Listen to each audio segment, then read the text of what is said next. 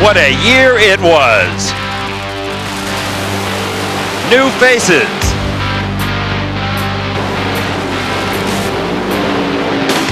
Close races.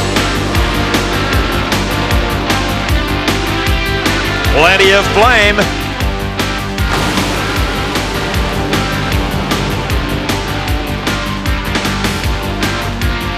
And farewell to a legendary name. It's NHRA Championship Drag Racing 1994. In NHRA Winston Drag Racing, 1994 will always be remembered as the year of the first 6-second Pro Stock elapsed time. I'm Steve Evans. You agree, Dave McClellan? Well, I think you're right with the 6-second Pro Stocker, but remember, 1994 also yielded an incredible string of 4-second times by a funny car, John Force. Well, what about Scott Coletta? 9 final rounds, 5 wins, the Winston Championship. That was special. All right, it's kind of tough to decide, isn't it? I mean, there's lots of things that happened in 94. I tell you what, let's let the viewer decide. How about that? Take a look. I think you'll like it. And let's start at the beginning. That's always a good place. The season opening Cheap Auto Parts Winter Nationals, Pomona Raceway, the LA County Fairplex, a magnificent facility. And Dave McClellan, it was really interesting. 5-time Top Fuel champ Joe Amato barely qualified in the number 16 spot, which meant in first round he drew the number 1 qualifier, Corey McClanathan. And that's Jimmy Brock. He made a big move over the winter. He was the crew chief for Corey Mack. But when Corey became the pilot of the McDonald's dragster, Jimmy Brock moved over to Joe Amato's camp, and he did his job well at the Winter Nationals. That was the quickest run in history, a 4:75, a new national record for Joe Amato. Where did that come from? Out of Jimmy Brock's brain, I guess. We figured, we've been struggling all weekend, and he just went back to what he knew, and he's either going to take a good run, and it did, boy. He put it like he knew, and 4:75, we're ready. In the semifinal round, Amato's opponent was Rance McDaniel. He had qualified number 5 with a 481 and ran 480s in the first round. But after that 475, Amato just didn't have the steam to match Rance McDaniel's 480. We learned later Amato had damaged some fuel pumps, and the new ones just didn't cut it. So Rance McDaniel advanced to the finals, where his opponent would be Shelly Anderson, who was having to recover from difficulties she suffered in the semifinal round, a broken A-arm on the front suspension. Oh, no big deal. The steering just fell off. A minor problem when you're going 295 miles an hour. So it was Shelly Anderson against Rance McDaniel. Shelly in front of her hometown crowd, Cal State Fullerton graduate. Her father's shop just a few miles away. Rance lost traction. Shelly broke an input shaft, a piece of shrapnel punched a tire, and she had her first tricycle ride since she was a little bitty girl. Shelly did a great job in handling this car. One, keeping it in her lane, keeping it straight down the center, and getting it stopped with no further damage to the race car, and most particularly, no damage to herself. The safety safari right on the scene to check out Shelly. You're okay? And I think I won. You won. The car's junk, but we won. And you won where you grew up in front of all your friends in a fairly spectacular fashion. Yeah, it was. God, the car's junk. I don't know what happened. Well, that replay showed us 2 things. One, Shelly did a great job keeping the car off the guard wall, and Rance McDaniel was totally out of shape when he went up in smoke. Everybody looking forward to John Force's first appearance of 1994, his home track, Pomona Raceway, and they weren't disappointed. And unveiling in the pits, flames. Shades of the 50s and 60s on a new Chevrolet body that looks suspiciously like last year's Oldsmobile with a new nose on it. His opponent in round number 1 was Kenji Okazaki at the wheel of Big Jim Dunn's Dodge, the Moon Eyes car. Kenji surprised everybody with his best elapsed time ever in qualifying, a 5.02 second time. A great side-by-side matchup. Kenji pulled ahead at 3/4 track and beat John Force a 5:23 to a 5:26. Big Jim Dunn did in John. Kenji-san. How you doing, Steve-san? It's about time to beat you, John. After the U.S. Nationals, when your car broke and you couldn't race, boy, it felt good, huh? Yeah, I get it back. One of the real surprises at the season opening Winter Nationals was Dean Scusa at the wheel of the Pontiac Formula Firebird. He qualified number 9 at a 5:20, but in the first round, he had his fair share of problems. He was against Richard Hartman when the parachute was delayed in opening, And Pomona being as short as it is, and when you start bouncing the tires, you don't stop very quick. He took the road through the puddle of water, and then as the car straightened out, found himself head-on into a stack of hay bales. The crew repaired the car, put a different body on it. He came back to beat Cruz Pedregon in round number 2, then faced Al Hoffman. Al Hoffman with his new Western Auto sponsorship. He was inspired after seeing John Force go out round number 1. Hoffman had the lane choice. Scusa had to be a tired young guy after the thrash this team went through. Good lead by both drivers, but it was Al Hoffman. 5:11 at 278 miles an hour, a slow speed with a very quick elapsed time. That can spell trouble for the competition. And Hoffman's competition in the final round was Casey Spurlock out of Nashville, Tennessee, driving the same car that he won the 1990 Winter Nationals in. Spurlock had defeated Kenji Okazaki. Well, in reality, he took a single.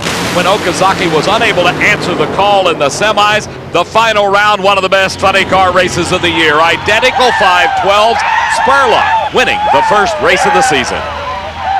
You both ran 12.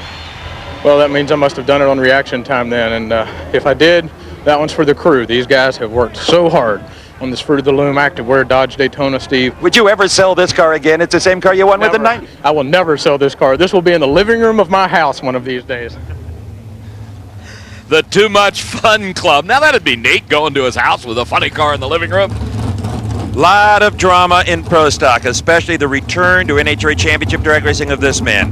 Darrell Alderman, after a 2-year suspension, was back for Team Mopar, the Wayne County Speed Shop, who fielded a 2-car team in '94 with Scott Jeffrey on. And of course, this is the man they had their sights set on, Warren Johnson, who was the #1 qualifier at the Pomona race. And the final, Alderman and Warren.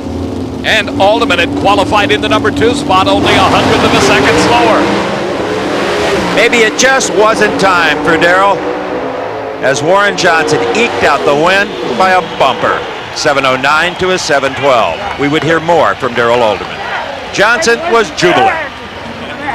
Don't tell me that was just another drag race. That was a Dodge with Darrell Alderman in it. Oh, I'll tell you, it's a battle up there. Darrell and I are probably the greatest competitors between each other ever in Pro Stock. I mean, not that we're great by Glidden standards or anything like that, but when we go there, it's the race.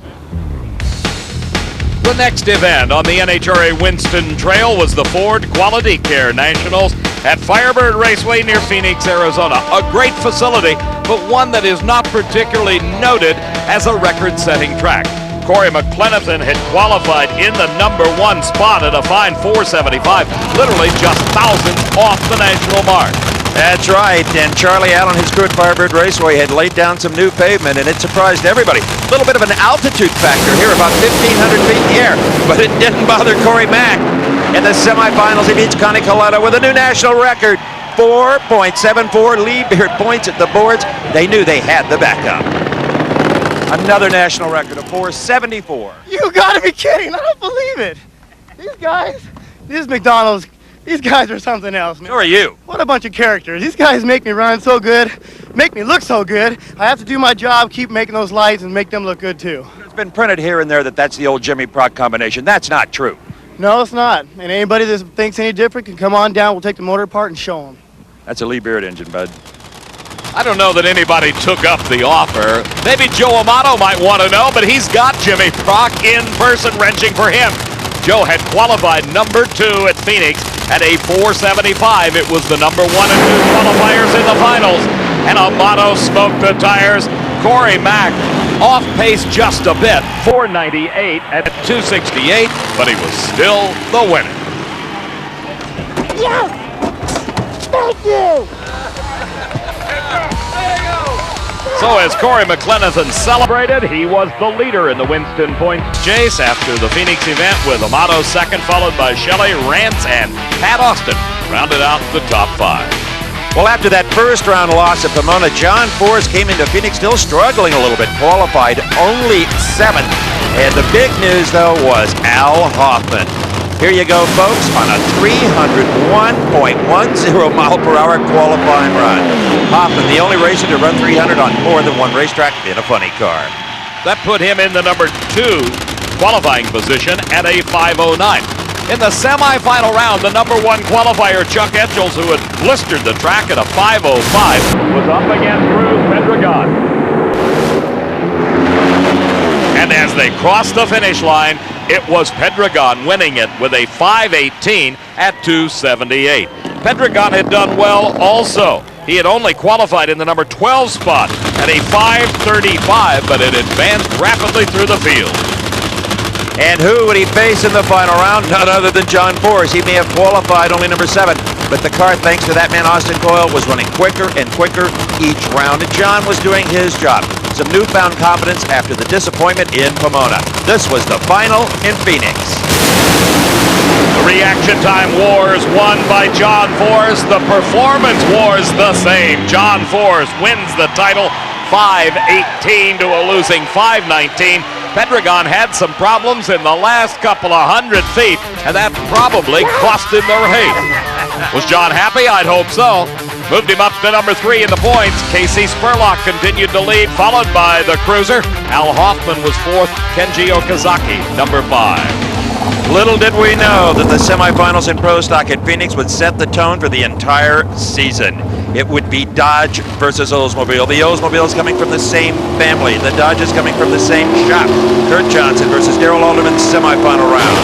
In qualifying, it was Alderman the leader. Kurt Johnson had been in the number 4 spot. A fine 7:07 by Alderman. In qualifying, was not matched in the semifinal win. He went 7:11 at 193 to a losing 7:16. Meantime, his teammate Scott Jeffreyon was number 2 in qualifying at a 7:08.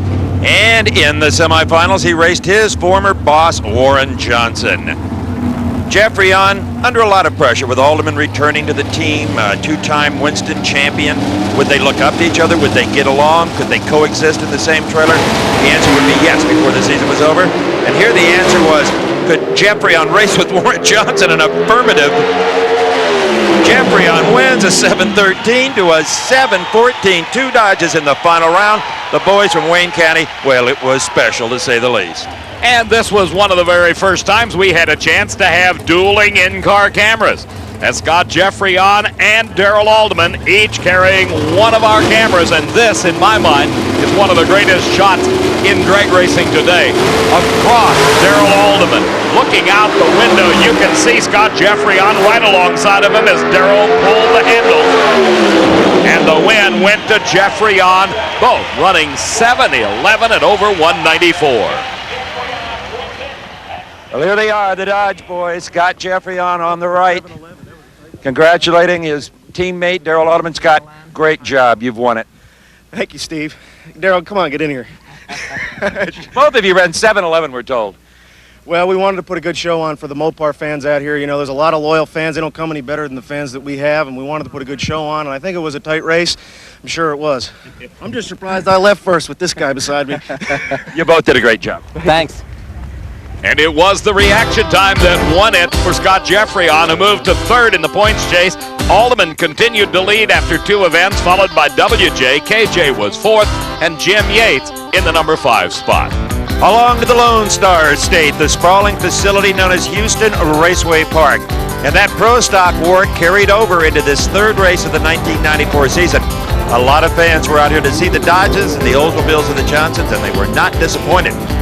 Warren Johnson couldn't be happy with Scott Jeffreyon. Scott took his speed record away with a blast of 196 miles an hour and out-qualified him. In the final round, though, Dave McClellan, the classic burned down.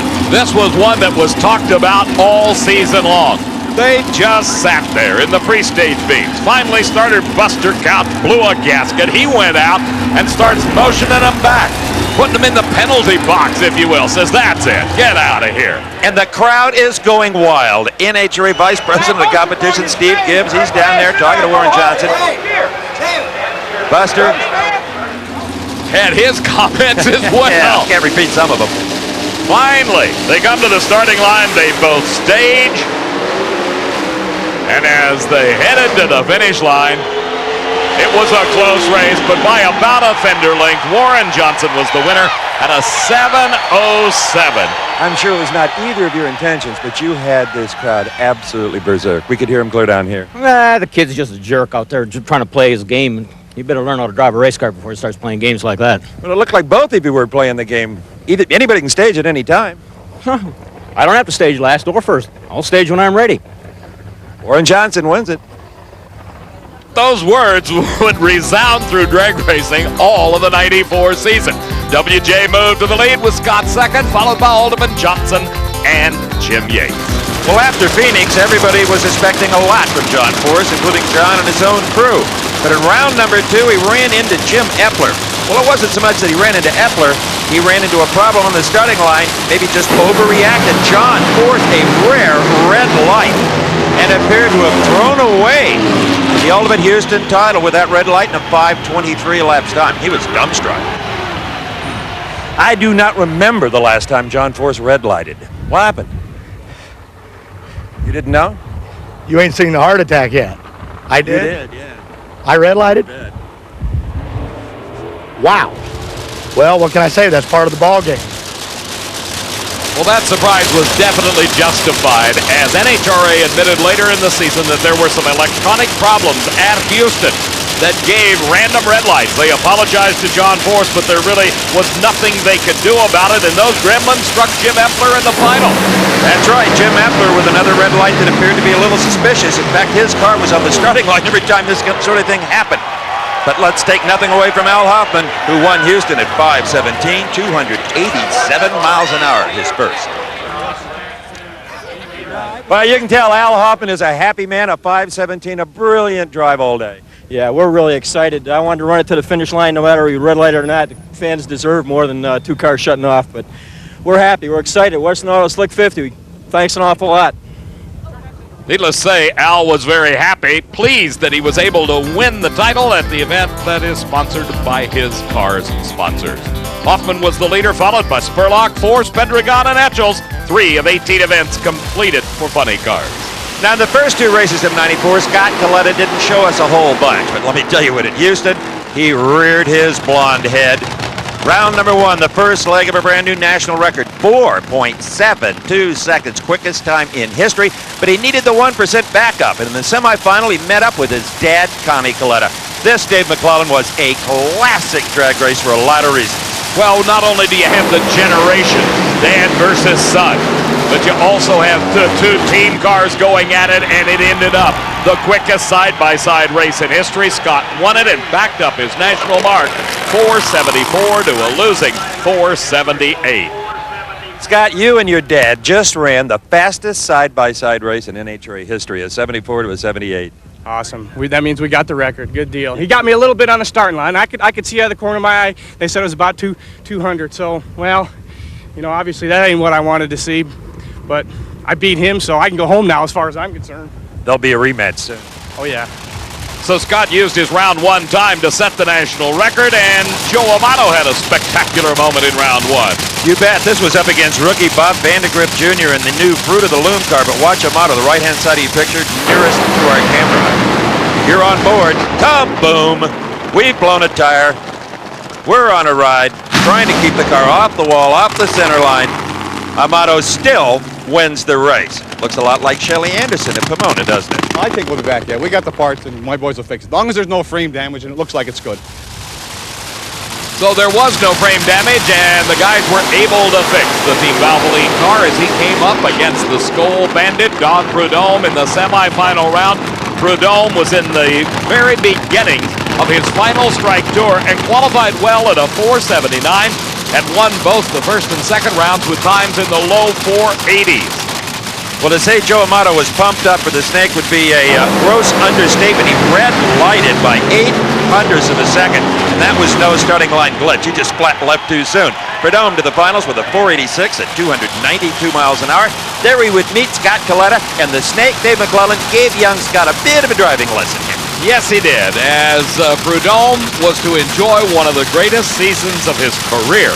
This was really the first big moment as he took on the new national record holder, beat him off the starting line, and whipped him at the finish, 488 to a 492, as Don Prudhomme and crew celebrate. Prudhomme, into the dark of the night, stood there signing autographs for the faithful fans that stuck around through the winner's circle ceremonies. Prudhomme having the time of his life.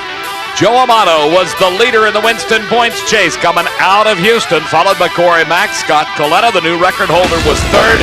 Shelly Anderson fourth. Rance McDaniel rounded out the top 5. 2 weeks later, NHRA's traveling acceleration show arrived at Gainesville Raceway for the Mack Tools Gator Nationals, and what a crowd showed up to greet him. A huge turnout, fans from all over the Northeast and the Southeast, and the temperature got turned up early on in qualifying, as a matter of fact. Up against the Smokin' Joe's car of Gordy Bonin was Del Worsham, one of the youngest drivers to ever win an NHRA title from Southern California, the family hot rod. His father Chuck, the crew chief. Steve, I don't know whether this was a portent of things to come later in the year, but Worsham had mechanical problems. As Bonin streaked through to the finish line, the fire broke out underneath the body of the Worsham family Oldsmobile. Dell was uninjured in this blazing incident. Boy, this gets old fast, doesn't it? Yeah, it does, Steve. I haven't had too good of a year yet, and this isn't what I was looking for when I got here. I know you use a little breathing apparatus for emergencies that you designed. Did you use it here? Yeah, I got 2 big breaths of air that I wouldn't have got otherwise, and everything worked great. You know, I hate to have to use it. But in the semifinals, Casey Spurlock up against Chuck Etchels, we were to see a fire that made Del Worsham's incident look like a thick lighter. Watch the far lane.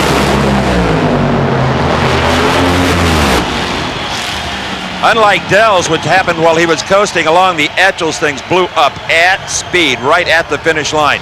Unbelievable. Chuck got it up against the rail to scrub off some speed. The safety safari was there immediately, but this car was virtually destroyed. You can tell by the helmet there was lots of smoke and fire inside that car. And Chuck, I don't have to tell you, that was one of the worst ones anyone's had in a long time. You all right? Yeah, I'm fine, Steve, thanks. Breathing is usually the biggest problem in those deals. Well, it shocked me, because it looked like we were starting to drive away from him, and all of a sudden, bang. Not good. It was good for Ronnie Swearingen, the crew chief for KC Spurlock. In the first 4 races of the year, he's been in 2 final rounds, but this time his opponent was John Force, and Force beginning to show the kind of performance that he would display for the rest of the year. This race was decided on the starting line as Spurlock left 4 thousandths of a second too soon. Force won it. Hey, I think we're in the points lead, and the nightmare continues, kiddies.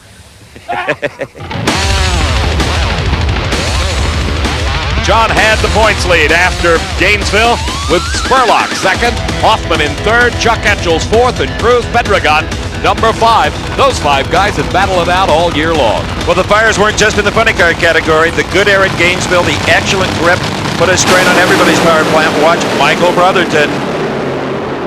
We have ignition. Brotherton unhurt in the incident. Now, Bobby Baldwin from California. Another bit of a flamer. Kenny Bernstein was putting in a new engine every single round. This was the 3rd engine he blew up and just qualified. Oil all over the racetrack. Deep depression for Dale Armstrong. Even Bernstein was trying to cheer him up. Dale, get over it, son. In the semifinals, it was Scott Coletta and Bernstein. Again, David, in eliminations. An engine used every round. Kenny ended up qualifying in the number 9 spot with a 489. Here he was up against the national record holder. We were riding on board the Budweiser King as he flamed another one. Scott won it. Kenny, this is really not the way you want to race, knowing you have doing it intentionally at all. We're just off on the fuel system, like I've said since day one. We're not trying to understand that, certainly Budweiser, Quaker State. You got to do what you got to do every round race, and that's what we're here for. Couple good mood considering Connie Coletta's pit area. He would race his son. What would he do to win? Connie, what are you in mid-plating? You look deep in thought. Well, and he's got a 10th on me. He run 10. And I'm just trying to figure out how many people over there would be mad at me by last round. Just like you did when he was a kid. I know it. Wallet of the team, you can just about. But at the starting line once again. You betcha. For beauty, Connie off the mark first. Never really even in it. And the old man spanks him with a 4.79. Just make the check out to the bounty hunter. Any bank in Ypsilanti, he'll cash it, right? That's it. That'll work. 4.79. You left first. Sorry, Scott, but you did. Oh, well. It's his turn this time, my turn next time. It was my turn last time. Scott Coletta held on to his points lead, followed by Amato as Dad Connie climbed up to third. Corey McLenithan fourth, and Shelley Anderson rounded out the top five in top fuel. When we got into pro stock, we found us a new player in the Final Four. Jim Yates and his Pontiac from the state of Virginia had run very well in '93, never won a race, but was starting to really be a factor. And here he was in the semis up against Warren Johnson. Yates had qualified in the number 4 spot. WJ was the leader in qualifying, and he used that power from the GM Performance Parts Oldsmobile to win this semifinal round race with a 7.12 to a losing 7.15. But Wayne County Speed Shop hates it when the two Dodges have to face each other, and it's not the final. This was the Final Four. They just didn't qualify correctly to make it happen. Alderman and Jeffrey on again. Remember, Jeffrey on won in Phoenix? And at this time, the near lane, Darrell Alderman at 7.09 to Jeffrey on 7.13. Alderman showing big speed at 196. Final round, Warren Johnson against another Dodge. This time, Darrell Alderman. He beat Jeffrey on the previous race in the final round. Could he handle Alderman? He handled him easily when Alderman beat himself by leaving the starting line too soon. WJ wins at a 7.13. And he knows about pushing the lights. You know, every so often when you're trying hard as heck out there, you're going to get one of those things. And if you don't get one once in a while, you aren't trying hard enough. Good job. The win in Gainesville extended WJ's lead in the Winston Chase, followed by Alderman and Jeffrey on Kurt Johnson, number 4. Jim Yates remained number 5. Well, Dave, when the racers got to Rockingham for the non-point but cash-rich Winston Select Invitational, they were greeted by a brand-new racetrack. Steve Earwood and Roy Hill, the owners of the racetrack, had spent a whole lot of money, and it paid off with some great numbers, the best this venerable old facility had ever seen. But watch this in qualifying. In the lengthening shadows of a Friday afternoon, Warren Johnson's Oldsmobile is the car to watch. After all that success in Gainesville, Warren had himself a bit of an anxious moment. Let's just watch.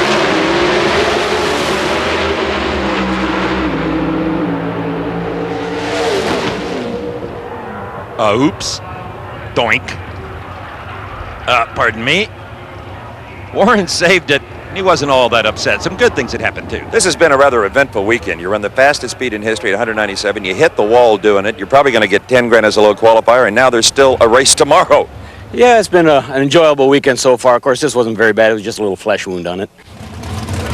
On that run, he ran a 7.05, and as Steve said, 197 miles an hour plus, but those pesky Dodges prevailed through eliminations, and in the final round, it was Alderman and Jeffrey on.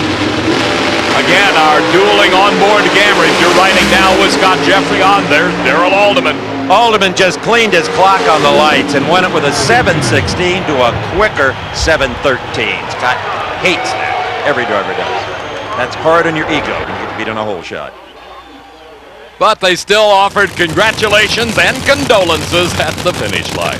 Well, here was one qualifying run in front of a car that went a lot better than Warren Johnson's in pro stock.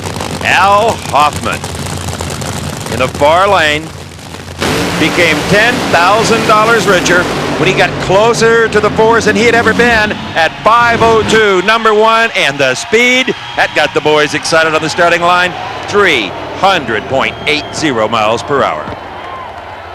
Get your wits about you here, boy. 5.02, 300 miles an hour. Yeah, well, I don't know where that all came from, but we've been working on a new combination here. I'm struggling with it. Looks like it's coming around.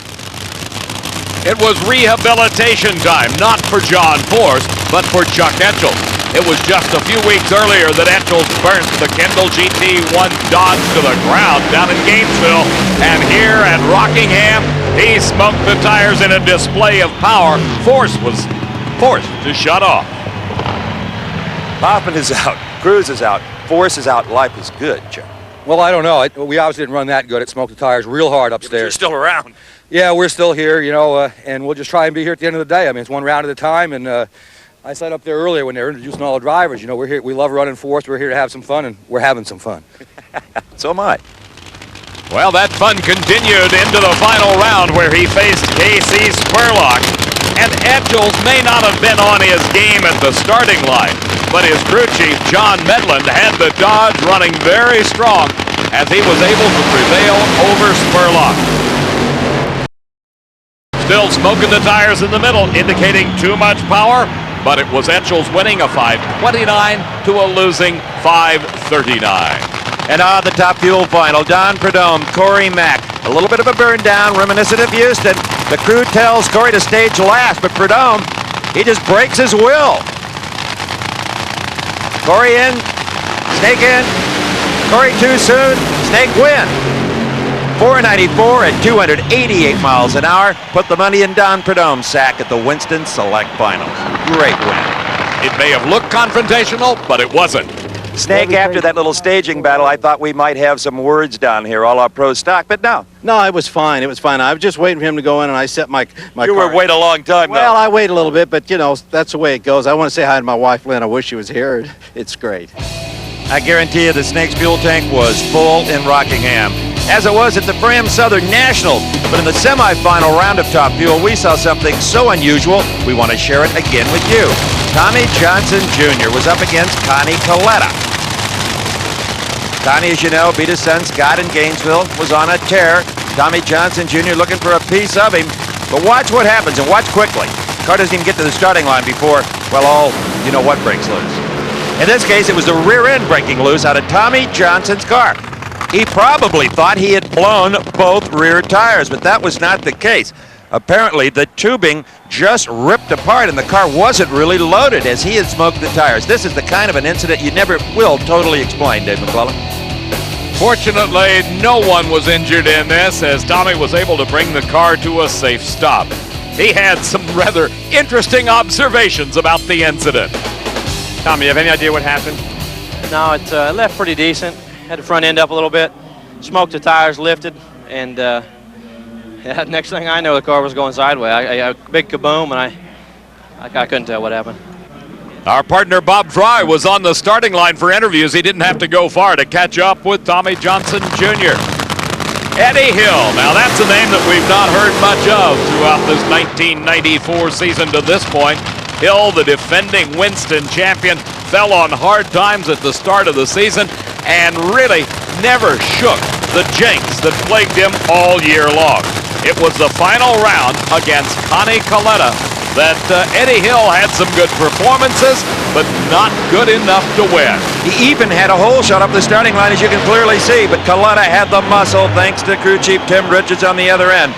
A 490 defeated Hill's 494. Connie only 293 miles an hour. How did that affect the Top Fuel points? Well, take a look. It moved Connie Coletta for the first time in his life into the #1 position, followed by his son Scott McClanath in third, Amato and Prudhomme rounding out the top 5 in Top Fuel. Well, in funny car, Dean Scusa, remember him into the hay bales at Pomona? Well, he was down to the final 4 up against Al Hoffman. And on this day, it was the youngster from Ohio, the family operation, captained by his father, Don, that was indeed up to the task. Scusa, a 5:36 at 276, moved to his first ever national event final round. Who was he to race there? Well, we'll tell you in a minute. What a day to remember this already is for Dean Scusa. Well, you're not kidding. My first final here in Atlanta, it's incredible. I can't tell you how I feel. Now I'll tell you, John Force was to be in the final up against Dean Scusa. And I don't think Dean was quite as happy after this run as he was after the semifinals. Watch what happened. Up in smoke went Scusa, to the finish line went Force, and 5.22 seconds after the green light came on, John Force was the winner at Atlanta. John, you can thank Bernie and Austin all you want, but you proved your mettle as a race car driver today.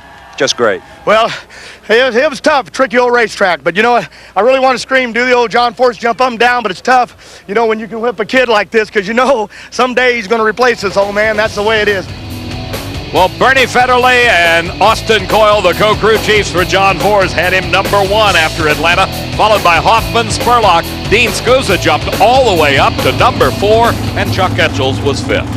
Well, ever since the Houston words, I think Warren Johnson saw red every time he saw the Dodgers got Jeffrey on. Maybe that describes why his vision was impaired on the starting line in the final run at Atlanta. We're going to ride with Scott Jeffrey on. Look to your right. And all you're going to see is an empty right-hand lane because Warren Johnson was a day and a half late. Jeffrey on just drills in train links, even 7:09 to a losing 7:16.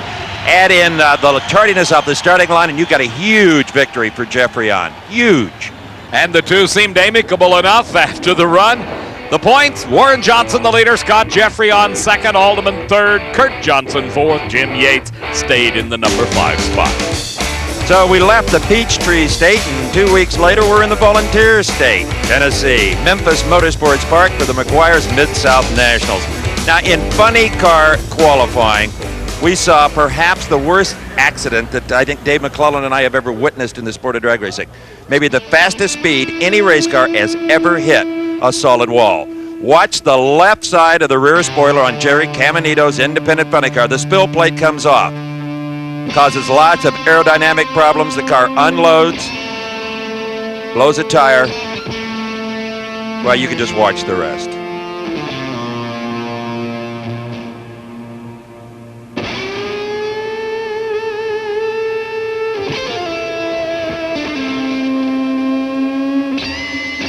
Obviously, after what we saw in Memphis, we feared for the man's life.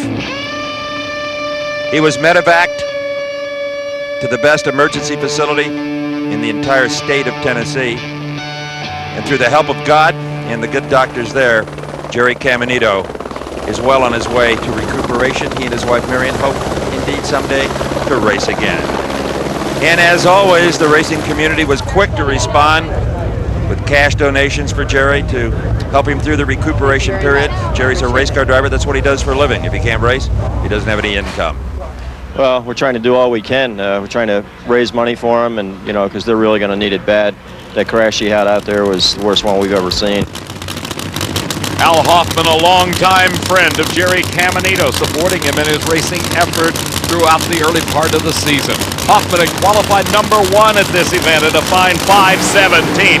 Was up against Casey Spurlock in the semifinals, and Hoffman marched on to the win of 5:21 to a losing 5:34. In the final round, it was the Western Auto Slick 50 Dodge up against the Smokin' Joe's Ford Mustang driven by Gordy Bonin. Bonin and the Candies and Hughes team had some problems getting everything together at the early part of the 1994 season. Here at Memphis, he qualified in the number 7 spot with a 5:28, but had not been able to match the performances of Hoffman throughout the day. In the finals, it was a whole shot victory for Bonin. 5:33, the winning time. Hoffman losing at a 5:31. Were you sure you had won? It was 0.02 of a second. I had no clue. It was the same as the first round. I didn't know who won. I saw Scusa's car first round to the last second, and I heard Al right there, and when I shut off, his nose was right there. I thought, man, did I shut this thing off too early for the first time ever? But when luck's with you, it's with you, and today it's with you. Thank God. John Force continued to lead, followed by Hoffman. Casey was 3rd. Chuck Etchells number 4. Dean Scusa dropped to number 5 after the race at Memphis. Let's start our top fuel recap from Memphis with Michael Brotherton for reasons that will soon become obvious. In round number 1, he met up with Corey McClanathan. Michael Brotherton, the Texas driver, the sequent computer entry on the entire tour, one of the best crew chiefs in the world on his team, Larry Meyer. And finally at this race, they started to show some true promise. But really in round number 1, it was Corey Mack beating Corey Mack. The number 1 qualifier for the 3rd time in the season. He tries to backpedal and the blower belt comes off, and Michael Brotherton advances with a 492 at 287 miles an hour. Corey Mack was upset, furious, disgusted, and more. And he'll hurt his hand if he keeps beating on that metal. Tommy Johnson Jr. had a brand new car at Memphis, and in the semifinals, he was up against Pat Austin. Watch DJ in the far lane. Did they rebound from that incident at Atlanta? I'd hope so. 477 at over 305 miles an hour. And the reaction of TJ, exactly the opposite of Corey Mack. Pure euphoria. 77. Wow. Whew, am I excited. That Settle said a little bit ago, he says, you know, if this thing had quit dropping cylinders, I think it'd run high 70. Dave Settles, the crew chief, another great Texan. Former driver, wrenching for Tommy Johnson Jr. We had a great onboard camera in this race at Memphis as well. Michael Brotherton, not good off the starting line. It may be a poor reacting car as opposed to a driver. It was Tommy Johnson Jr. 488, 296 miles an hour, wins his first national event of the year. Tommy, steer the car, Tommy. It's not over yet. You scare me when you do that, son. The points, Connie Coletta still on top. Joe Amato now creeps into second. Scott Coletta drops back 1 to third. Corey Mack into fourth. And Don Prudhomme, the final strike tour, doing just fine. Thank you. And number 5. Pro Stock final. You want to name them? How about Alderman and Jeffrey on again? The two Dodge Daytonas out of Wayne County Speed Shop. This was early in the 94 season. Both racers still wheeling the short wheelbase, 100-inch long wheelbase Dodge Daytonas. A handful to drive indeed. We were on board with Scott Jeffrey on. And had the camera been looking out the other window, we'd have noticed that Darrell Alderman squeezed by for the win.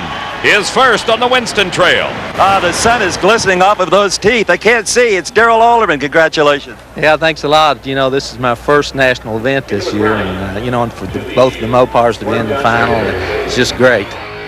WJ continued to lead, followed by Jeffrey on. Alderman was third. Kurt Johnson fourth. Jim Yates stayed in the number 5 spot in Pro Stock. 1994 marked the second year that the Mopar Parts Nationals was held in May in Englishtown, New Jersey, rather than July it had been for a decade. And Dave McClellan, the air was rare, especially for the normally aspirated breed. Just ask Kurt Johnson, Sugar Hill, Georgia, Warren's son, because he made history on a beautiful night in north central New Jersey. What are you going to do with your $25,000? Yeah, 6 seconds. $698. $698. Thanks for that, Warren Johnson, horsepower, all the people from Oldsmobile, MTG, everybody. It was under similar conditions on Saturday night that Kurt Johnson and his Oldsmobile met up against the Cutlass of Mark Osborne in the finals of the Budweiser Challenge for Pro Stock. He had already picked up the $25,000 bonus from Holly for the first 6-second run. Now another $25,000 for Kurt Johnson in winning the Budweiser Challenge. Larry Morgan knows what it's like to win the Budweiser Challenge. He has done it several times in years past, but had not had a remarkable season up to Englishtown. In the semifinals, it was the new 6-second wonder, Kurt Johnson up against Larry Morgan. Morgan with the whole shot. A beautiful 4-3 light. And he executed Kurt Johnson. A 720 beat a quicker 719. But all in all, it was a fine weekend for Kurt Johnson. Larry Morgan then went on to the final round, knowing that he might need a whole shot once again to get by Darrell Alderman in the Dodge Daytona. But it was Alderman who lapped too soon. Maybe Morgan had him rattled just a little bit.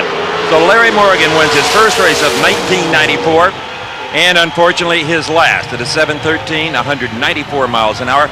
Alderman red lights it away for the second time in the season. Warren Johnson now on top of the points, but he can hear Scott Jeffrey oncoming, not to mention Darrell Alderman. Kurt Johnson moves into number 4, and Jim Yates, that Pontiac, in the 5th spot. If you were excited about the 6-second pass by a Pro Stocker, look what happened about 25 minutes later in Top Fuel. Michael Brotherton in the same lane blasted out the quickest ET in history, 469 at over 302. Outstanding. The guy that did it all right here. He leans down and he goes, we turned the timers up a little bit because it looks like everybody's blowing through the clutch, and I'll be damned when it came in, away it went.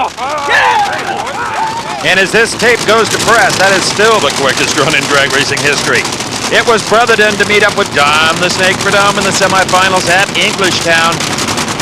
The Snake had his win at Houston, a non-points win at Rockingham. Brotherton knew what he was up against. The conditions considerably different than they were on that nighttime session, but Prudhomme was able to muster a 487 at 283. Brotherton dropping cylinders all the way, losing it at a 506. Accolades and honors coming Prudhomme's way in his last season as a driver. It's really gratifying to me, you know, because, you know, I can remember back in 1959, believe it or not, pulling here to English Township, New Jersey with Tommy Ivel on a little match race. Now it's on my final strike, my final year, and the fans just remember. They've been super in this part of the country. And they still remember Snake as they lined up for hours just to get a glimpse of the man, to get his signature. And they weren't disappointed by his performance either, because, folks, in the final round, it was Don Prudhomme, the School Bandit car, up against Pat Austin, who, quite honestly, Dave McClellan had lucked out just a bit to get to this point in competition. Pat Austin had come into this race not doing as well as he had hoped. He qualified in the number 10 spot at a fine 482 and was able to use his considerable driving skills to get to the final. He relied on them once again as he got an advantage off the starting line, and this time the car did not let him down as Austin unceremoniously dumps the Snake in the final. Chalk that one up to youth and exuberance and gorgeous driving off the starting line. An 88 to an 89, a classic. Well, you know, you race a Snake, who's all we all know is a big hero of mine, and anybody who follows drag racing, we love him to death, and I want to beat as much as I can so when he goes out, he can say, that last year was tough because those Austins, boy. Look what happened to the Winston points chase as a result of Englishtown. Scott Coletta dropped all the way to 5. Joe Amato was number 1, followed by Conning. Don Prudhomme 3rd. Pat Austin came up to the number 4 spot. Earlier in this video, you've seen, well, some fiery action from Del Worsham. Believe me, those were one-alarm blazes compared to this one at Englishtown.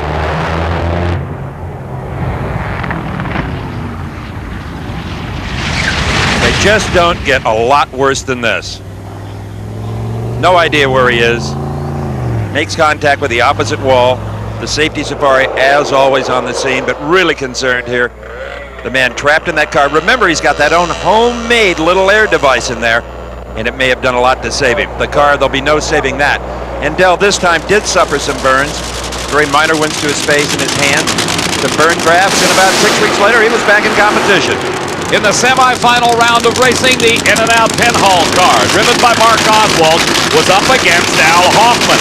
Hoffman consistent throughout the entire season, and then the number 2 qualifier at a 5:06.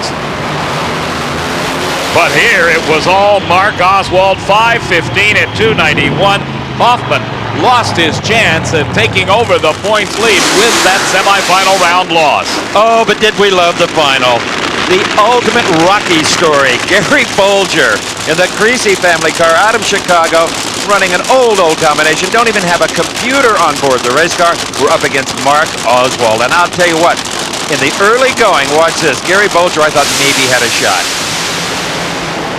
Bolger was out even with him. Suddenly the car gave up, and Oswald was to win at Englishtown at 5:16, 286.16 miles per hour.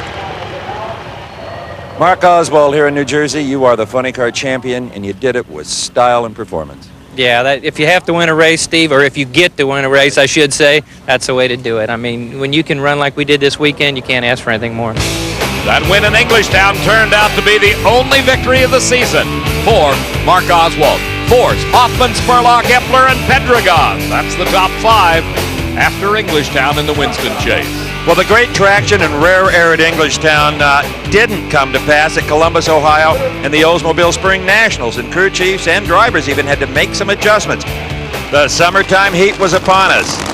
Alan Hoffman guided Al Hoffman into the beams in the semifinals up against Chuck Etchels. I wondered at the time if Etchels wasn't still trying to come back from that awful fire in Gainesville. Hoffman had a good chance here at Columbus to maybe take the points lead from John Force, who had been dropping out earlier in previous races. And here he just stomps Etchels with a 5:30 at 283. Coming down through here, it was running a little better than it normally does, and I didn't want to go to that last turnoff down there where you guys were, because I got no brakes on this thing, so I was just lucky to stop it. Let's fix the brakes and hope John Force doesn't run better than a 5:30. I got a better idea. Why didn't they just rent it out as the newest thrill ride, driving a funny car with no brakes? John Force, the reigning Winston champ, was against the surprising Gordy Bonin in the semifinals. Force knew that both Etchels and particularly Hoffman were chomping at his heels, and he red-lit against Bonin, who absolutely blazed the tires in the middle of the racetrack, but he won it John, there's no gentle way to say this. You gave away not only that round race, but the points lead. Yeah, my guys, they definitely did their job this week. The final round was Gordy Bonin with the only Mustang-bodied funny car in competition against Al Hoffman and his Dodge. Gordy Bonin, one of the best funny car drivers in my opinion the sport has ever known. Hoffman loses control, pitches it sideways. Bonin wins it at 5:23. Wow, Columbus 2 years in a row. This is wonderful, Steve. This is great. This one's for Mr. Candies and T-Wayne. They put together this team, the Smokin' Joe's team. And you know how hard these guys have worked all year? This race was for them. It paid off for Bonin. He's the winner. Hoffman the leader. Fourth, Spurlock, Etchels, and Pedregon. That's the top 5 in funny car. In Top Fuel semifinals, we saw a rematch of the Houston final as Dick LaHaye checked over Scott Coletta's car. They were to again meet Don Prudhomme. Prudhomme beat him in Houston. They wanted him here in Columbus.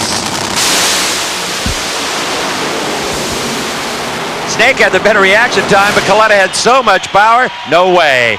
493 beat a 490 to the finals. Would he again meet his father when he got there? Tim Richards certainly hoped so. The wrench for Connie Coletta. Jimmy Prock on the Joe Amato band. He was out to stop that all-family affair. As the two cars stage, Amato and Coletta, two veterans of Top Fuel racing. This time, though, it was the Old Forge, Pennsylvania driver coming out on top with a subpar 503. Both had trouble getting them to fire on 8 cylinders. But in the final round, it was go for broke here. Scott Coletta in the far lane, Joe Amato in the near lane.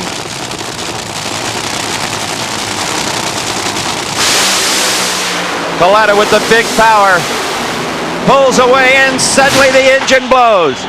The tire goes.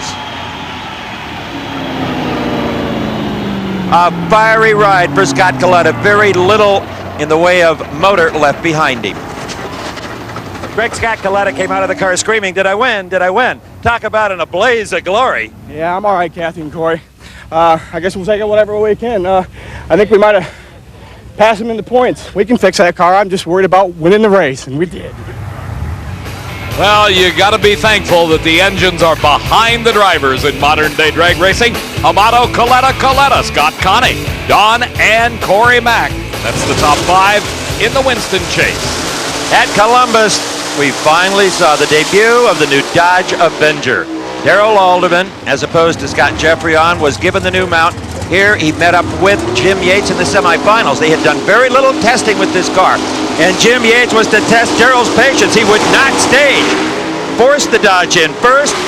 Yates with an awesome 4-3 light. Alderman dead late. The plan worked, and Yates wins it identical 729s. You put a hole shot on Darrell Alderman. Few have done that. Well, you know that guy's a heck of a driver, and they got plenty of power over there. You just have to do your best every time you go up there. Our crew has just been working so hard to get us this far that when I get up the starting line right now, I got to do my best every time. In round number 2 of Pro Stock, Bob Glidden got a giant break. His Ford Quality Care Probe was slated to run Warren Johnson in the GM Performance Parts Old. But look what happened. WJ breaks the drive shaft on the starting line, and it's Bob Glidden into the semis where he lost against Scott Jeffreyon. But in the final round, Jeffreyon definitely on his game against Yates. He knew now that Pontiac was dangerous and would play some games with you. Yates maybe a little bit of an edge off the starting line, but the trusty old Daytona won on this day, 722-192. Had a lot of fun out here today. I tell you, we battled some heat this weekend, and we made the runs when we needed to, and that's all due to the depth of the Wayne County racing team. One interesting sidelight with Scott Jeffreyon's win. He took over the lead. That's the first time that Warren Johnson was out of the Winston lead since July of 1992. We just thought it was hot in Columbus. When we got to the Western Auto Nationals in Topeka, we were greeted by a mercury of over 105 degrees. And before the event was even over, they announced that in 95, it would be an entire night event to try to cool things down a little bit. But I'll tell you, what the heck happened round 1 to Warren Johnson? I mean, he lost the points lead in Columbus, and here, you talk about late. It was a Rip Van Winkle act. Nearly a tenth of a second hole shot went to Mark Osborne. Now, WJ ran a whole lot quicker than Osborne did, but he could not chase him down. 7:24, the winning time. Johnson's problems with keeping the lead in the points chase continued. Semi-final race, number 1 Pro Stock. Yates and Alderman, a repeat of Columbus. What was Yates going to do? Force Darrell to stage? Let's see. We all just kind of kicked back. Buster Couch said, I hope they run out of gas. They just sat there, and they sat there. We all just sat there. Finally, Yates moved in. Alderman wouldn't play it. And Alderman had the whole shot. We thought, well, this one's over. No way, Jose. Yates had the performance to drive around him. 7:21, 191. I was going to make him earn it. And we went out there, to set low ET of the race and to drive as good as we could drive. You outran him at 7:21 to his 25. Thank God. I'm going to tell you, those guys back there and my crew have been working so hard. And this is just good to come down here and win a few rounds, make it all worthwhile. Another final, 2 in a row. Well, if Dad was just a bit late, son Kurt got up before the roosters crowed here in Topeka as he left a big red light showing in his semifinal round race against Scott Jeffreyon. The race was over on the starting line. Jeffreyon ran a 7:18, and that gave him lane choice in the finals, where his opponent would be the nemesis of the Dodge, Jim Yates. And don't you think Darrell Alderman had a little message from Scott when he left the trailer for the staging lanes? Punish this guy for me. Yates again was off the mark first. Would it be enough? Jeffreyon, a 7:15 put away Yates' 7:21. And the Pro Stock points look like this. Scott from Huntington Beach, California on top. His teammate number 2, Johnson, and Yates. What about top duel? How about the Snake and the Colettas getting together one more time? It was Scott Coletta against Prudhomme. Prudhomme had qualified number 1 at a fine 482, and here wasted a 486. The red light showing on the starting line. Scott, with a bit of smoke out of the engine, advanced into round number 3, the semifinal. But let's look back to round 1 for very good reason. The car in the near lane, Stevie Foster, a rookie from Texas. Look at the whole shot he strapped on Eddie Hill. And it would pay off as Foster moved through the field, 489 to a 483, embarrassing Eddie Hill. Unfortunate but true. So who did we find in the final round? How about this unheralded team, volunteer crew?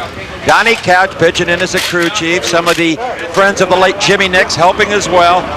But as Butch Cassidy once observed, who are those guys? Well, Stevie Foster found in the other lane Scott Coletta. He knew who that guy was. And Scott made a further impression. He left first, he got there first at 482, almost 300 miles an hour. And that propelled Scott Coletta into the points lead. He was second in 93 at the end of the season. Now he was on top of the heap, followed by Amato, his own father, Don Prudhomme, and Corey McClanathan hanging on to that number 5 spot. In the semifinal round of Funny Car at Topeka 1, it was John Force coming from his number 1 qualifying position to take on the Winston points leader, Al Hoffman. This would play a pivotal role in the Winston chase as the season wore on. Hoffman had qualified number 4, but Force had definitely been the class of the field, recording an elapsed time as quick as a 5:02 in the previous round when he beat Dean Scusa. And here Hoffman was no match as he had mechanical problems, Force running a fine 5:12. You were taking no chances on red lighting up there. No, I ain't taking no chance on that.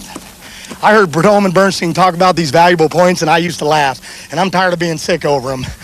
My buddy. Did I win? I don't even know. You red lighted. I did? Just kidding, John. Well, Hoffman may have lost the points lead, but he didn't lose his sense of humor. And we all know how much Force likes to race Cruz Pedregon in that hamburger wagon, as he calls it, the McDonald's car. Great leave by Pedregon. And then he blew the tires right off it. John Force, they stepped it up. Confidence showing there, a 5:10 at 292 miles an hour. And John, about those valuable Winston points, well, you got enough of them in Topeka to go back on top of the heap. Hoffman now second, Spurlock third, Pedregon fourth, and Chuck Etchells cruising around in 5th. At the midway point in the season, let's take just a break and bring you the highlights of the entire Pro Stock bike year. It was called Dave Schultz, dominated by the man in white, the Sunoco Suzuki. Dave was on a tear from the 1993 season, where he hadn't lost a round since that momentum into the 94 season, chalking up the first win right here in Houston, Texas. A very game Russ Nyberg left right with Schultz. Dave fell off the bike last year here, but Schultz punched him out of the finish line at 765 to a 769 at 174. He then talked to Alan Reinhart. Dave, I would say this is a much better start to the season than last year. Absolutely. I feel like I've totally redeemed myself to the Houston racetrack. Well, the redemption may have ended a couple of weeks later at Gainesville, as David Schultz in the far lane left a big red light showing. That may also have provided some inspiration for the rest of the season for Schultz, as he went on to be an absolutely dominant figure. John Myers went on to the final round at Gainesville against Michael Phillips. And Myers was a picture of perfection at a 767, 174 mile an hour charge to win. Star Racing deserves the credit for the performance this weekend. You know, you just told me we won a 67 in the final there, and we could have stepped up, but George made the decision to just keep it the same, don't get too aggressive, just win the race. Points are more important than trying to set a record right now. As the tour got to Brainerd, the rest of the field decided to collectively up the ante to take out Schultz, who had 5 of 6 national event wins with half the season behind him. The Milk Fund, they called it, was a bounty put up by 15 other qualifiers at the race and would be given to the rider that took out Schultz. Unless he was yet undefeated in 3 races, then he'd get his own bounty. And for the milkman, the money was in milk containers. Not only did Dave Schultz come into Reading with a Brainerd and U.S. Nationals win, he set a new low elapsed time record in round number 1 over Tony Girardi. Get this, 7.53 seconds. And that time also won him some big bonus dollars from the Slick 50 World Record Club. Dave worked his way through the second and semifinal rounds to meet John Myers for the title. And David Schultz owned the racetrack at Reading this day, 7:55 at 173 miles an hour, and a sizable chunk of change came Dave Schultz's way as a result of picking up the milk money. But wonder of wonders, the final race of Pomona, Dave Schultz was not in the final. He had red-lighted the round before for the second time in the year. Dave won 9 of 11, but on this night, it was an all-star field. John Myers up against Jim Bernard. The 2 teammates, Myers won it at 7:62. He was the only other rider besides Dave Schultz to win a national event on 2 wheels in 1994. An amazing, and what a tribute to, the power of milk. Final points, as far as the pro stock motorcycles are concerned, what a shock. David Schultz on top, followed by Myers, Bernard, John Smith, and Michael Phillips. There's a name to watch for in 95. How about we go to Denver, Mac? Oh, we're on Thunder Mountain at the Mopar Parts Mile High Nationals at Vandermeer Speedway. And the nighttime qualifying session definitely provided some excitement. The headlines could have read, Flamin' Frank's son fights fire. That's right, Cruz Pedregon, the son of the late Frank Pedregon, better known as Flamin' Frank, in his early racing days, suffered his first taste of a funny car fire, and it was a big one indeed. The McDonald's Oldsmobile exploding, and Pedregon fought it to a stop in the uphill shutdown area, spun it out to let the safety safari crew play catch up. He climbed from the car and was okay.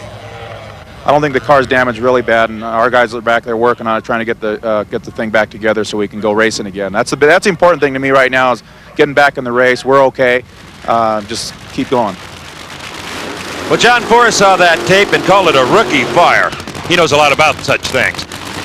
Well, Chuck Etchells at Denver was sporting a brand new Dodge, a Benjer funny car body, the only racer to have one. He was up against Pedregon in round number 1, the rebuilt McDonald's Oldsmobile. Pedregon's car just didn't have any steam. Etchells was smoking the tires across the finish line at a 5:46 at only 248 miles an hour to move to round 2. There he defeated Al Hoffman to move to the semis, where he matched up in the Pioneer Dodge. Cougar shocked everyone.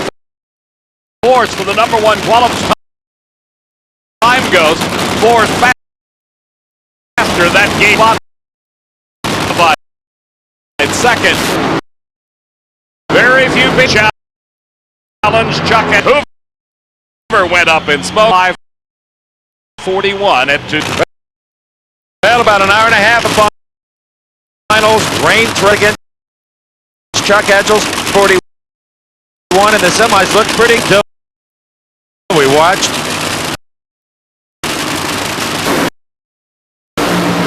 In the air. Can he keep the pass? Ma'am. 5 on Thunder Mountain at 2 an hour. John Ford. Pop my sponsors. We did. Yeah, and on top, 1,000-point lead over Al. Chuck Edgels, Cruz Pedregon. The boys are indeed a nightmare. Talk about a nightmare eliminator in qualifying. Scott Clayton time session laid down the first ever at the mile-high altitude. This one was a 489 at 290 miles. That definitely put him at the top of the list in the qualified field of 16. In the semifinals, it was the veteran Eddie Hill not having the best of years as the reigning Winston champ came to the starting line to race against the quickest car ever at Denver, Scott Coletta. Both of them turned in subpar performances, smoking the tires, but Coletta smoked his way to the finish line first. It was an unimpressive 6:12, but a victory indeed. And in the final round, it was Scott Coletta up against the always sharp Mike Dunn, the Darrell Gwynn car, the La Victoria Salsa machine. And Dunn came into this final as the defending champion, trying to make it 2 in a row.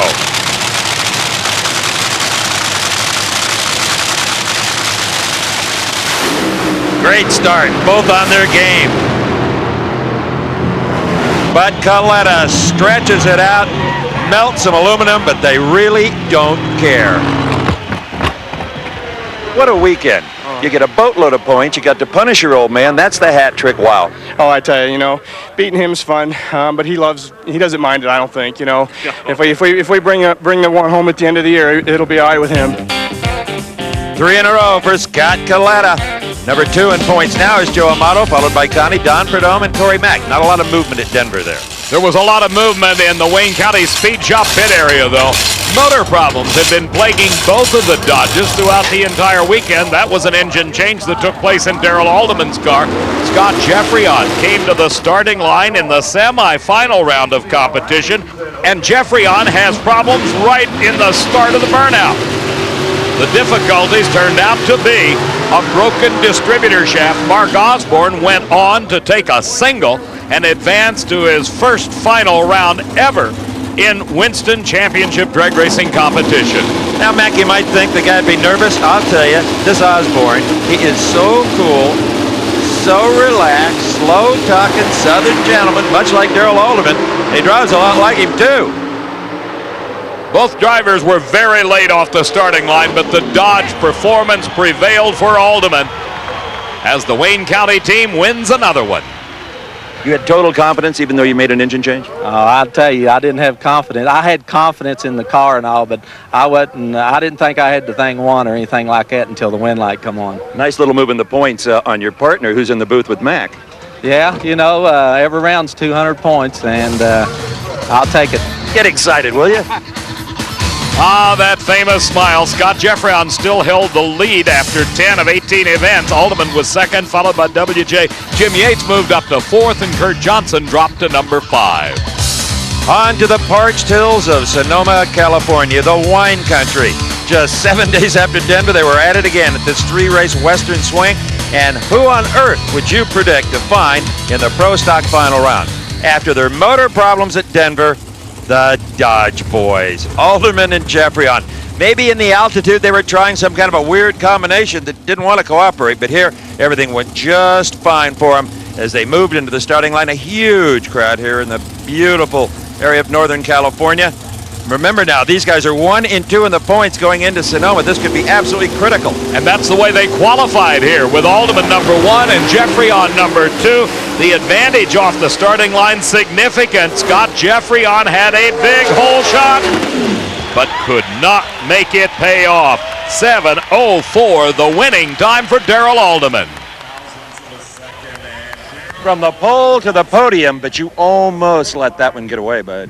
Yes, I did. You know, it looked like Scott got out on me there, and old Shamu come back on him in high gear there. You know, it was a good run. I don't know what kind of ET I run that time. It rattled just a little bit. 7:04. 7:04 was the same as we run before. Well, I better thank my sponsors, Team Mopar, and I'd like to dedicate this race to a good friend of mine that's got cancer back home, Jim Jackson. This one's for you, Jim. Well said, Scott. That was a great shot off the starting line. When you're racing Darrell Alderman, you got to give it your best shot or you ain't got a chance out here, trust me. All in all, a great day for the Dodge guys. Yeah, the whole team won after the semifinals, and heck, we can still be friends at the end of the day. Alderman qualified at over 197 miles an hour, and that was a new national speed record set at Sonoma. The John Force pit area, a beehive of activity and funny car competition. First round, the hitters got the hitters. Pedregon and Hoffman right out of the box. Hoffman hoping to regain that points lead. It was at this time in the season they had to do something about John Force, but first they had to worry about each other. Pedregon off the mark first to the finish line first at 5:10, 291 miles an hour. Devastating to Al Hoffman's title hopes. In the semifinal, it was Force up against Pedregon. Force, the #1 qualifier. Still an amazing race car, straight as a string. Force humbling him with a 5:17 miles an hour to Pedregon's losing 5:21. But that would be because Pedregon had a substantial line. In reality, only 3/1000ths of the finish. Number 1 and 2 qualify.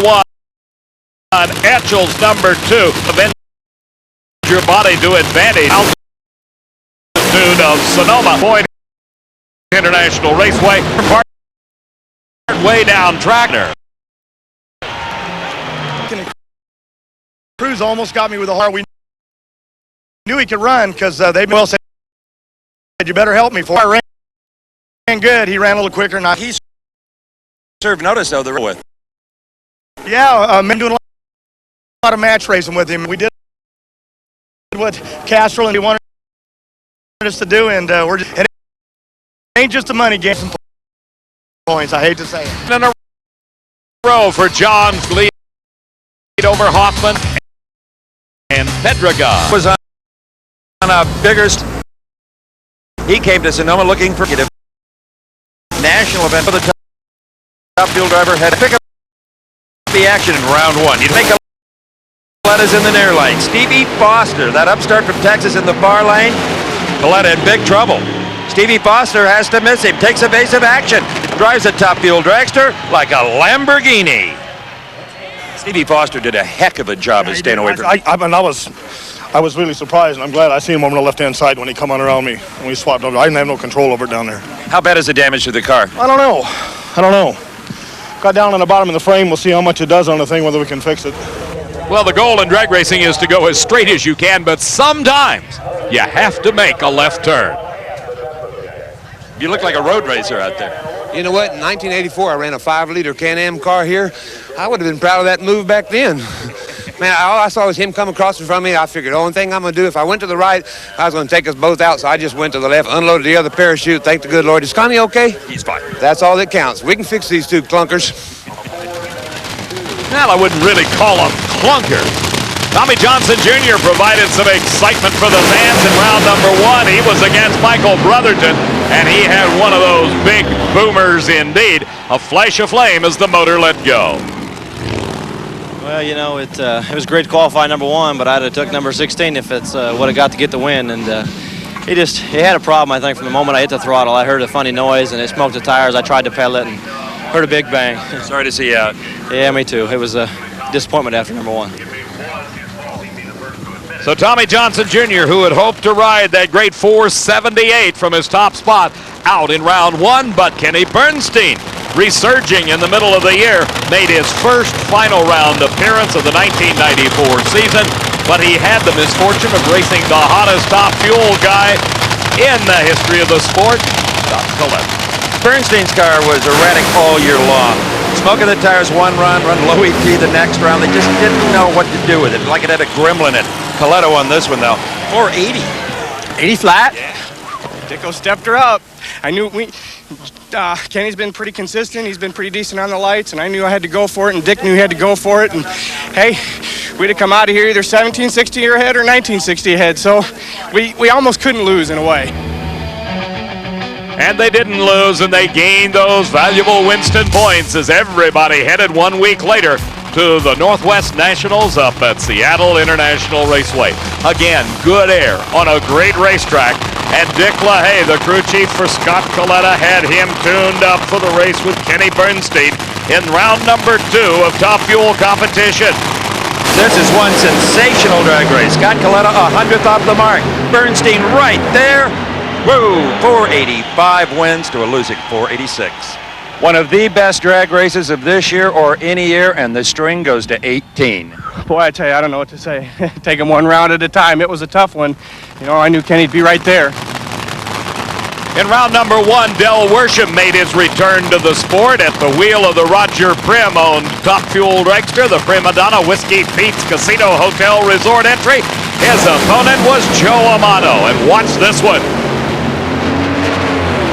Right in front and into our onboard camera, Joe Amato grenades one.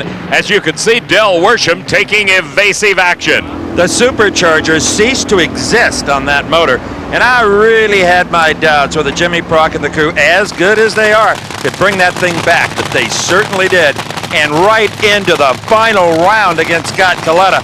An amazing comeback, maybe the comeback of the year in Top Fuel for 1994. But could he do it one more time? Could Scott Coletta make it 5 runs? More history. 5 national event wins in a row. Something went wrong at half track. Joe Amato wins it at 4.85 seconds. Scott's been a terror. The only bad thing is he won all them races, and it's going to be real tough to try and overtake him for the World Championship. There's a few left. Well, there's a few races left, and our cars are running consistent. You can come out and run 485 and 483 all day, especially after blowing the top of the blower off in the first round. It was 19 consecutive round wins for Scott Coletta that gave him a big lead after Seattle. Amato, Prudhomme, Coletta, and Corey Mack rounding out the top 5. John Force had some rare difficulties in Seattle. In round number 2, let's watch this. Dale Pulley, the late Joe Paisano's car, run by Frankie Paisano and Gary Slusher. Don't run that off of it. When they do, they can be tough. Now, Pulley went up there and maybe brought too much power, not knowing that Force would make a mistake. He's not even sure what happened, but the car laid down horribly. 574, 180 miles an hour. They had him on the mat, and they let him up. Big mistake. Final round, John Force in Seattle versus Al Hoffman. Hoffman, by this point, well, he just hates John Force on the racetrack. Not off but on it. He just cannot get by him. And once again, Force, he makes it 4 races in a row at 5:03, 291 miles an hour. Well, as hot as they may battle it out on the racetrack, the two can still have fun in the shutdown area. Force, Hoffman, Etchels, Pedregon, Spurlock. That's the top 5 in funny car after Seattle. In pro stock, well, it was pretty weird. Butch Abbott from Parrish, Florida, a guy you haven't heard much about in professional drag racing, was up against Scott Jeffreyon in round number 1. And later at the end of the season, we might look back at this very round and say that's where Scott Jeffreyon lost the Winston Championship. Abbott had a 4.4 light, Jeffreyon a 5.0. Abbott had a 7.17 lap time, Jeffreyon a 16, but he lost it. And that really hurt Scott to go out in round 1. But in round 2, here's a race they'll talk about for years. Jim Yates in the Pontiac, far lane, had no chance against Darrell Alderman. Huge performance edge. So he thought, well, I'll just sit there and I'll sit there and I'll just let Darrell cook for a while. Well, Buster Couch right now said, I'm going to red light Yates, but Yates somehow by a nanosecond snuck in. Alderman got caught with his RPMs down. Yates was gone. 7.16 beat a 7.05. You believe that? You just saw it. You could not have timed that any better and gotten away with it. Is that what happened up there? Well, I tell you, I knew it was going to be close going in there. And, you know, Darrell's got such an advantage on us right now, and I was just trying to get ready and go in and just be really uptight and ready to go. And, boy, it was close. This is the switch that controls the Christmas tree. This is the man that controls the switch. Tell me about the race, Alderman and Yates. You tried to red light him. Yes, he was too late getting in. He took his time, and he was, in my opinion, You're supposed to have red lighted. I threw the switch and the stage light wasn't on, but some way something happened. But in my mind, I red lighted him. I was supposed to. Yeah, tricked you, Buster. Oh, maybe he did, but he better be on his toes. Timing is everything. Well, that's cutting it just a little bit close indeed.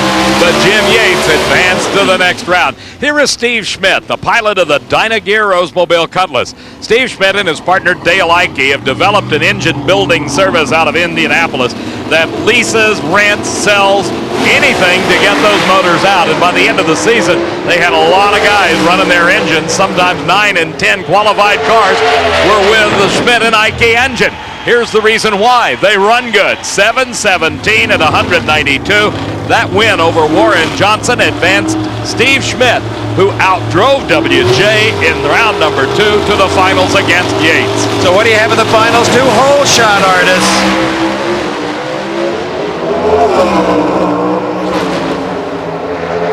And Steve Schmidt wins his first ever national event after about 20 years of trying. Your great driving was a big factor. Thank you. We've worked real hard on that the last 3 weeks. Lane choice didn't hurt either. He was fighting that other lane. Where'd he go? Who cares? Good point. Thank you. Scott Jeffrey cared about going out first round. It narrowed the gap between he and Alderman, followed by Warren Johnson, Jim Yates, and Kurt Johnson. And off we go to the wilds of Minnesota. The Champion Auto Stores Nationals, Brainerd, Minnesota. And David, this is a race. It is a kick indeed, the land of 10 million lakes, I think. And you think you've seen all of it. You feel that you can't watch Yates and Alderman again. Well, get a grip, because here they are once again on the starting line. A rematch of that incident that took place in Seattle, but this time it was a straight-up deal. They came in pre-stage, watched Alderman stages first. Yates is close behind, as he knows Buster Couch is waiting for him, but Jim Yates puts a whole shot on Alderman like Alderman wasn't even there. And Yates wins with a 7:28. You don't even want to know. What happened?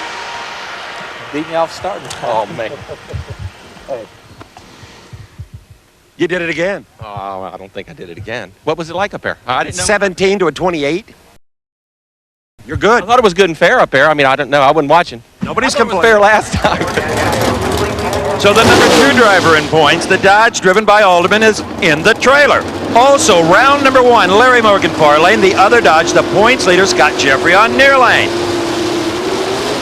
Morgan last to stage.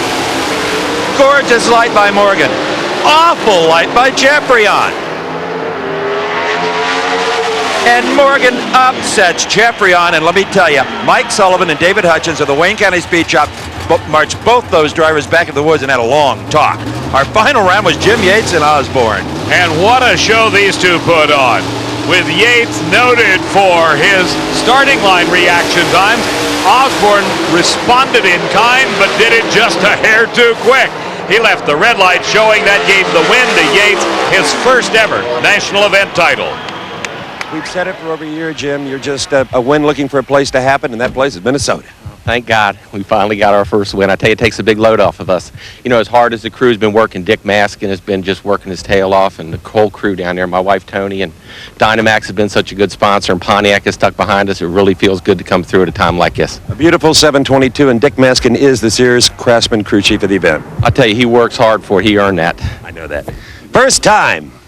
Thank you. The pleasure of winning your first. Darrell Alderman and Scott Jeffrey didn't advance in the Winston points chase. Everybody else kind of caught up to them. Johnson, Yates, and Johnson. That's the standings after Brainerd. Funny car, Gary Densham. The hobby racer from Bellflower, California. An industrial arts teacher, does all his own work. He can't afford to have it done. Has been racing as long as I have been around Southern California competition, and that's a long time. He was up against Richard Hartman, the Motorola car of Johnny West in the semifinal round. Densham needs the money. And Densham gets it. Advances to his first ever final. How many years to get to this point, this final round? I got 25 years in NHRA racing, and we'll be proud to race anybody that's up there. I guarantee you we'll give it our best shot. You dropped a cylinder that time, ought to run pretty good. Yeah, I think it's gonna. You know, the guys are tweaking on it. It's looking good. Richard, Ed, Army, everybody's just working their tail off. Richard Bays, the crew chief, for Gary Dencham. Had quite a challenge in the final. Austin Coyle, Bernie Federley, John Force. The Nightmare was in the opposite lane. And while he may have hopped up Dencham, it didn't do much good. Force was on one of those unbeatable strings in the middle part of the season, winning yet another one, 5:13 at 2:91. John Force taking the title at Brainerd. Round one, Connie Coletta, near line up against Mike Dunn, the La Victoria Salsa car. But it was Coletta who had the fire this time. Salsa out of the motor. Connie Coletta crispied up the headers and the tires a little bit. I don't think he was ever even aware he was on fire. Here is the other Coletta, Scott. He knew he was on fire, especially when the tire let go up against Corey McClanathan. We know you have engines. The biggest question is, what about the car? Can you fix that? Oh, yeah, we'll be back. You've been through this once or twice before. You handle it like an expert. I don't like to, but I guess I get in a little practice. Got Coletta, 200-mile-an-hour artillery convention, but he didn't make it to the final round up against Don the Sardom, wanting to take a win. Indian confidence at the U.S. Nationals. Whoa, and Prudhomme was out on Coletta. And a 4.79 won it for the Snake. 48th national event win, and I don't think you're done yet. I don't think so, man. I tell you, Indy's coming up. I just want to prove to these cats that I can still drive after when I retire. I just want them to know I can still get it done. Thank you. I don't think anybody had a doubt about Don Prudhomme. His anniversary of the granddaddy of them all, the whole time, the U.S. Nationals, and there was a parade of the years gone by. It was Art Crispin and the fabled Hustler car that won the Bakersfield Smokers event back in 1950. The chairman of the board, Wally Parks, in the pre-race activities, but to the racing action, the Snake was there. Oh, the Snake Day. The race didn't get underway till 3 o'clock in the afternoon. This was round number 2. Bernstein and Prudhomme with the fans. This was a pick'em. Snake liked the stage last. He did. Together. And Prudhomme breaks an input shaft. Kenny Bernstein wins it with a huge speed, 307 miles an hour. And that sent Don the Snake Prudhomme on a farewell tow in front of the crowd at IRP. Needless to say, he got a standing ovation and maybe a tear in his eye. The U.S. Nationals marked a real valiant attempt by Eddie Hill. He made the final round, not without some cost of parts and pieces. They had to change engines, but for Hill, this could be a season saver if he could just defeat Connie Coletta in the final. That's right, I said Connie Coletta. Collectively, the oldest top-fuel final in drag racing history. A total of 114 years between these two drivers. Connie, the younger, at 56. Eddie had qualified number 1 with a 4.76, but in the final round, he was just a hair late. And Connie outran him as well, winning his first national. John Reed, is this fun or what? Great moment down here. Eddie Hill, Connie Coletta. Connie, you've won Indy. Yes, it's something I've been wanting to do for many, many years. I've been here a lot. It's amazing. My mom, a couple years ago, she called me one night and she says, Connie, she says, that bottle of champagne I've had for 15 years to celebrate you winning, she says, I drank it. Great job. Maybe she was just a bit too early on the celebration, Connie. He had been trying to win since Detroit in 1959. Pro Stock Eliminator, round number 2. It is Steve Schmidt against Scott Jeffreyon. And as we saw a race a couple of events ago, Scott Jeffreyon's title hopes may have gone down to the loss of traction right off the line. Schmidt winning it with a 7.15. With Jeffreyon going out first round at Seattle, first round at Brainerd, second round at Indy, his championship hopes were starting to dim. But here in the semis, Darrell Alderman met this man. They call him the Cowboy, Mark Powick, a former NHRA national record holder, national event winner. And on this night, under the portable lights at Indianapolis Raceway Park, the Dodge fans were to be disappointed. Alderman loses control, almost crosses the center line. Mark Powick goes to his first ever Indy Finals. His elapsed time of 7:17 stood him in good stead until he had to drop the clutch against Warren Johnson and the GM Performance Parts Oldsmobile. The Summit Cutlass of Poway gave Johnson a challenge, but for the third consecutive year, Warren Johnson won the U.S. Nationals, this time at a 7:13. Let's see, that's the third U.S. Nationals for Warren Johnson? Yeah, it is, boy. We're happy. Quick but happy in the Big Bud Shootout final. Now, this was Sunday afternoon, the finals being on Monday. Kenji Okazaki, who had just ripped through this field, was in the far lane up against Al Hoffman in the near lane. Kenji's reaction times have been almost perfect. Big Jim Dunn making lots of power. Here it looked like Kenji had it, but no. Rocketing from behind with a sizzling 5:18 at 291 was Al Hoffman. Tommy Anderson and the crew trying to figure out how to spend that $50,000. Maybe a chiropractor's the way they're throwing each other around. Steve, it took him less than 24 hours to figure out how to spend that money as Hoffman was in the far lane against Mark Oswald in the in-and-out car. Remember, Oswald had won once on the trail this season. They both smoked the tires, got back in it, and that proved devastating to Al Hoffman. A fire exploded underneath the Dodge body, and he rode it to a stop. But the damage was severe and probably took every bit of the $50,000 to fix not only the race car but the engine. His wife Helen, crew chief Tommy Anderson, inspecting the car, seeing just how extensive the engine explosion damage was. Al Hoffman, one of the Road Killer cars, out in round number 1. In round number 2, we saw John Force on a tear up against KC Hollywood Spurlock, the Fruit of the Loom car that had won the Winter Nationals, the first race of the season. Force smokes the tires. Spurlock wins in round number 2 at a 5:15. Did Austin and the boys get greedy? I think so. What went through your mind when you realized Force was out of the race? I can't even tell you. I was so excited when I never saw Force up beside me. I saw that wind light come on at the guardrail, and I was ecstatic inside the car. It's a great day.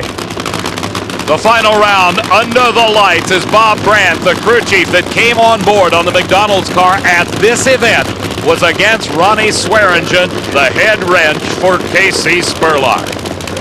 As they staged the cars, the concentration level absolutely intense, identical reaction times, but Pedregon had the performance at a 5:13, 288. Cruz, you've done it. You've won Indy twice.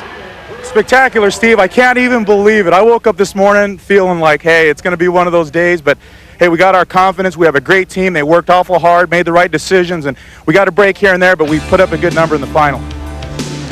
So John Force continued to hold a big lead over Al Hoffman. The cruiser was third, Chuck Etchels and KC Spurlock, fourth and fifth, respectively.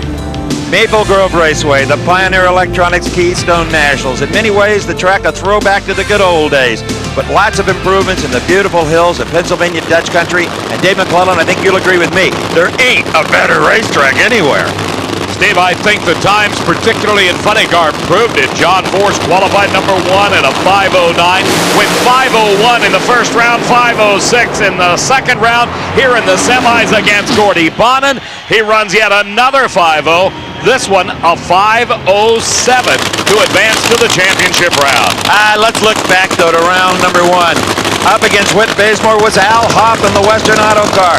Lots and lots of grip. Tommy Anderson had that clutch tight. And Houston, we have liftoff.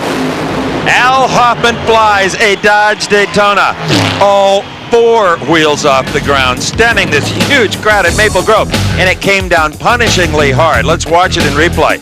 Not only hard on the car, but hard on the old bod, too. Al was black and blue for about a week after this landing.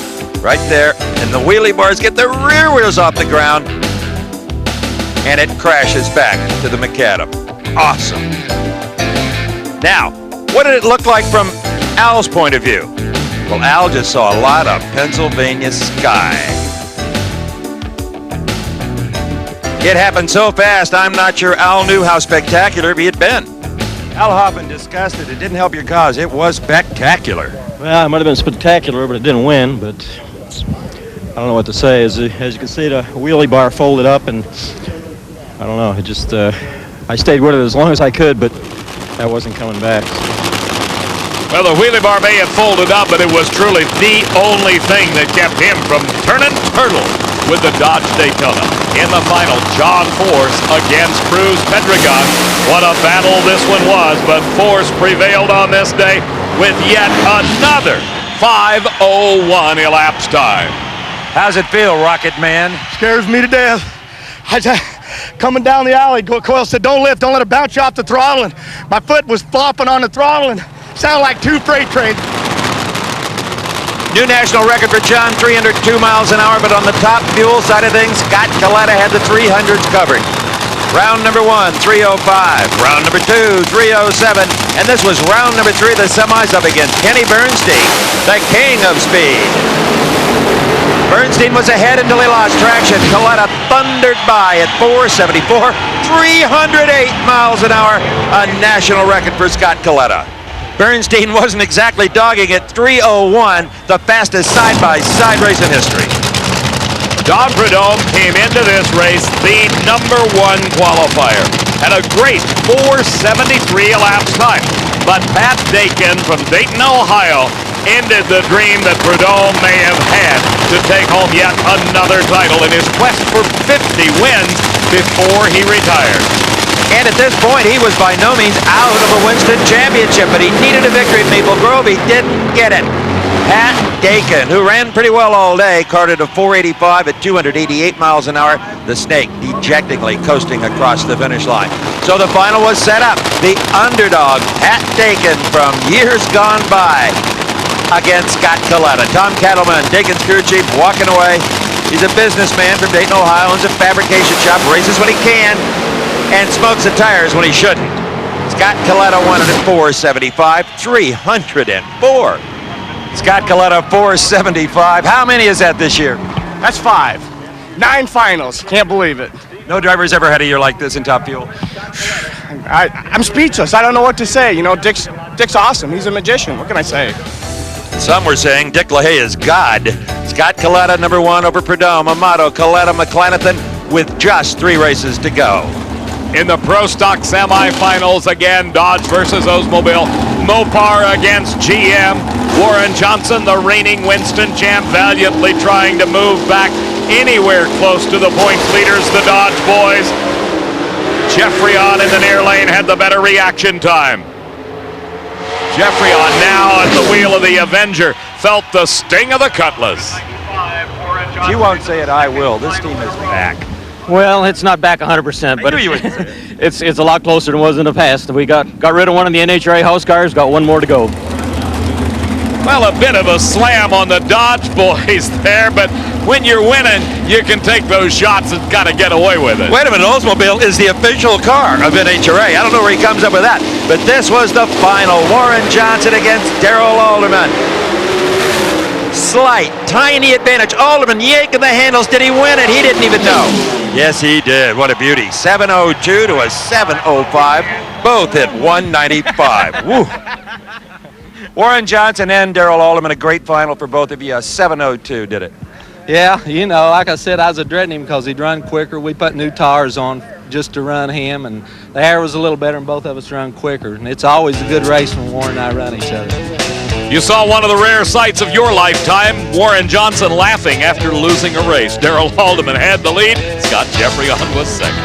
All right, back to Topeka. Only this time for the Sears Craftsman Nationals. Cloudy weather, cool weather, record-setting kind of weather, Dave McClellan. Definitely different than it was earlier in the year. There's the Dodge boys perusing a qualifying chart as we moved into the second round of competition. Scott Jeffrey on was against one of the Johnsons, this one, Kurt Johnson. As they neared the finish line, the win going to the Dodge at a 7:19 to a losing 7:21. Jeffrey on moved on to the finals where he would race Darrell Alderman. He really needed Alderman to go out earlier than this even. If Jeffrey on beat Alderman, that'd be good. He'd pick up 200 points on him. But with the races diminishing, only $2 case. Control his own destiny quicker, leaving. Last minutes, my injured a little bit beginning, but believe me, man. Of course, in funny car in the John within percent. He went too quick on this run. A Ford could not get the record. Time in funny car history is 50 grand, 493. I don't know. It's the way they make the rules, but I sacrifice it. We all play by. It's a pain to do it and not do it. I'm starting to get. Hey, that's drag racing. No one said it was easy. We wouldn't. If it were easy, everybody would be doing it, John. Number one, Force putting in miseries and the crowds and the officials as he took on Ronnie Young. Young's Force ran a 495. That 493 record standing at that remarkable achievement. And $50,000 from the Slick 50 record. Again, Pedregon in Force. John watched Pedregon win his U.S. Nationals. He wanted him at Topeka.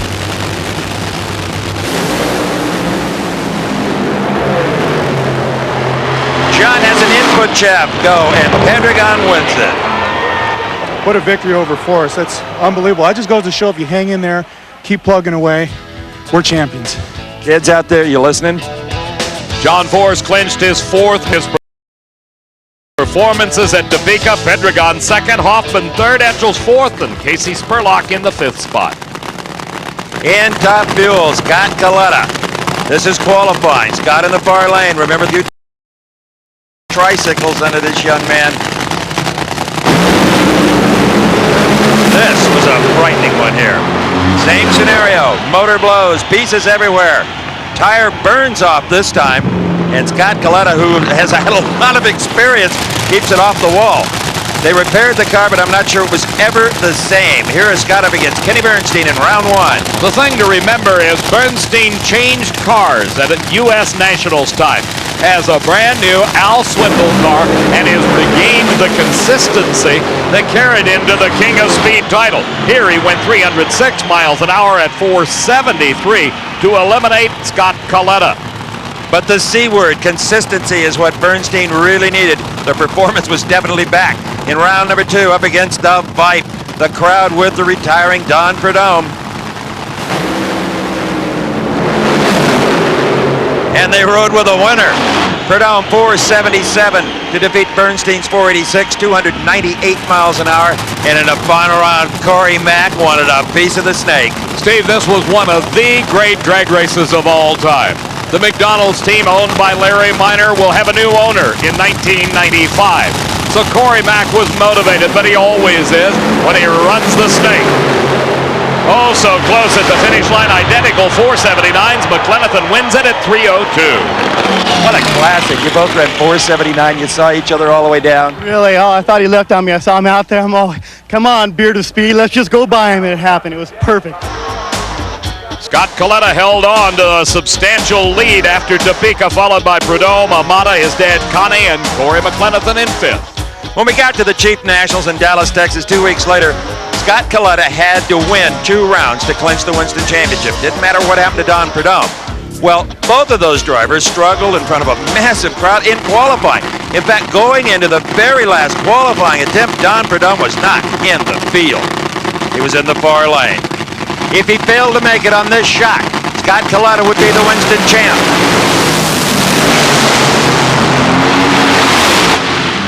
Snake makes it safely, the number 10 spot at 482. But not so fortunate, Dave McClellan in top fuel qualifying was Michigan's Jack Ostrander in the near lane. Steve, Jackie O's problems set in big time at the finish line.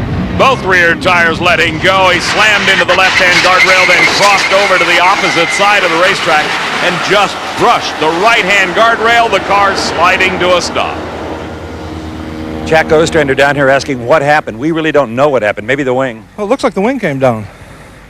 Unfortunately, you're no stranger to this kind of incident at this racetrack. In fact, this was mild compared to some. Yeah, I don't like it, but I'm here, so. The finals of Top Fuel. Don Prudhomme, the veteran, against the kid, Corey McLenithan, and another kid, Scott Coletta, clinched his Winston crown. He advanced through 2 rounds of racing, and he in fact was defeated in the semifinals by Corey Mack. But those 2 first and second round victories were enough to propel Scott Coletta to his first national title. Don Prudhomme got a measure of revenge, a 477 victory. Yeah, that was bitching. I loved it. I wish my wife was here. And what a victory ride. Snake got perched on top of the winning motor, high-fiving, signing autographs, loving his last visit to the Texas Motorplex. And Dave, as you well know, this is a tricky racetrack. It's all concrete. If you get out of the groove, especially with a short wheelbase funny car, almost anything can happen. And something weird happened in round number 2 as John Force squared off with Al Hoffman. Force built up an early lead. Hoffman was laid out of the starting line. Then Force had problems, and Hoffman crossed the center line, disqualified. Plenty exciting. I mean, like, that's kind of what it's all about. She left. She had dead holes. She wasn't moving. Put her wood. I almost thought about got to step off, but I didn't see old Hoffman. And next thing I know, she just shut off, and he went by me just throwing orange everywhere. It was bitching. Then he crossed the center line. Yeah. Yeah, that'll teach you. And you win. It's all destiny, and we'll take it. Right, Castro? Well, if you win by the sword, John Force found out the hard way, you can die by the sword. He was against Cruz Pedregon in the semifinals. And almost exactly the same thing happened, Dave. There is so much traction here that it tends to carry the front end even down the racetrack. You have no steering, and kablump, you run over the timing equipment, and NHRA throws you out. Pedregon to the finals. John, when you make a withdrawal from the center line bank as you did in the previous round, now you have to make a deposit, I guess. Pretty exciting, though. Stuff was a-flying. Once again in the finals, this time his opponent for the second time in his career and the second 94 season was Gary Bolger at the wheel of the Dale Creasy Pontiac. 2 runners up, if that's what happens. That's a winning season for Bolger. Pedregon all over the racetrack. Bolger fought the good fight. Pedregon wins Dallas. Cruz Pedregon, crew chief Bob Brandt, great job, 2 in a row. Yeah, that's 2 in a row, and you know, final round, the last 4 times, it's great. We're getting a break here. Force is running awful good, but we're creeping up on him. Bob Brandt says, hey, got to learn how to run those before you can run in the 4s, and we're doing it. We're excited. It was in pro stock that the fans were treated to some excitement as well. Darrell Alderman and Scott Jeffreyon again side by side at the starting line.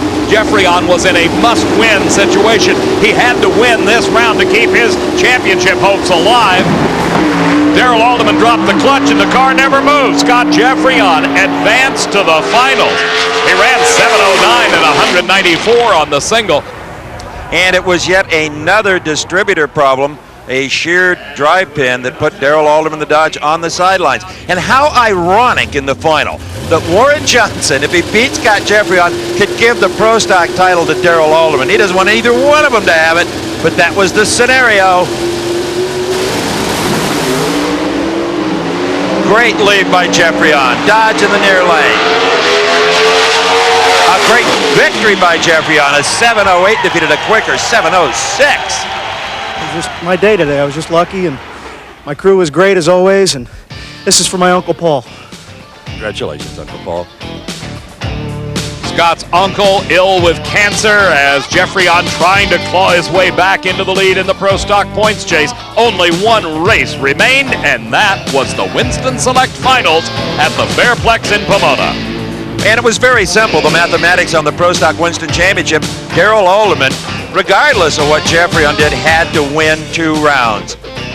Even if Alderman went out round 1 or round 2, Scott Jeffreyon had to win the Winston Select Finals to win the title. Here it was, all on the line, round 2, Alderman versus Kurt Johnson.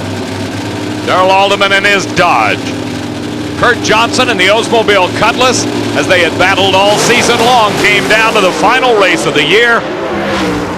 And Kurt Johnson had problems, was forced to shut off.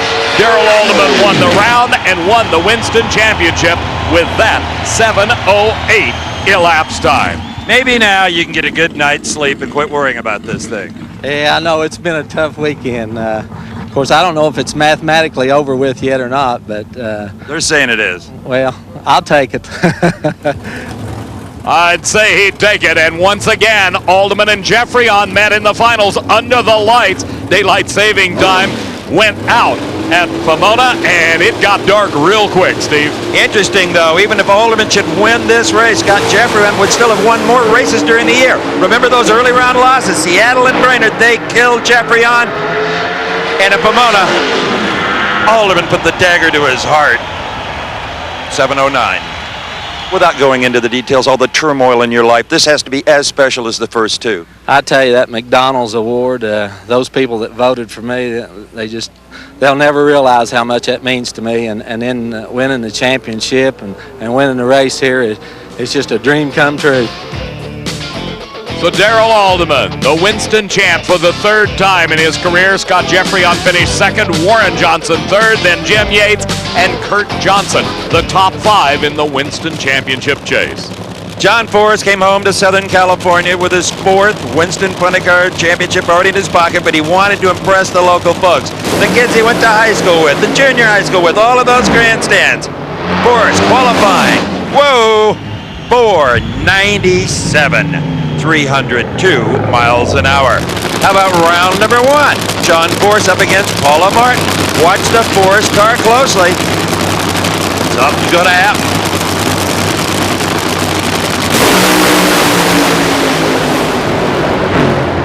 Kaboom!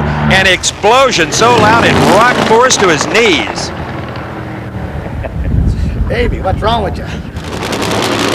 Whatever it was, they figured it out as Austin Coyle and Bernie Fennelly and the crew got the Castrol Chevrolet back into performance. He advanced into the semifinals where his opponent would be the surprising Richard Hartman. Hartman had been running well all day long, but not good enough to top a 5:07 at 303.74 miles an hour. Incredible speeds. Then it was the finals. And Forrest was saving the best for last. Up against Cruz Pedregon. Cruz in his fifth consecutive finals. What a great ending to the Larry Minor ownership of the McDonald's team. The crowds in Southern California, they love night racing. They were weaned on it. Pedregon has problems. Forrest thunders to victory, and the world's fastest speed, 303.95 miles per hour for John Forrest. What a way to end 1994. 303. And he ended up on top. His fourth Winston championship. Cruz Pedregon finished second with that late season charge, followed by Hoffman, Etchels, and Spurlock. Top Fuel has never seen a barrage of elapsed times as Shelly Anderson unleashed in Saturday's Budweiser Top Fuel Classic. This was the final round. She had already run 471, 474 for a new national record, and in the final against Corey McClanathan, Shelly wins $50,000, 471, a record. We're real happy. This is wonderful. Budweiser, maybe we'll attract a sponsor. Right now, we're not racing next year, so this is real nice. Is there a little home court advantage here?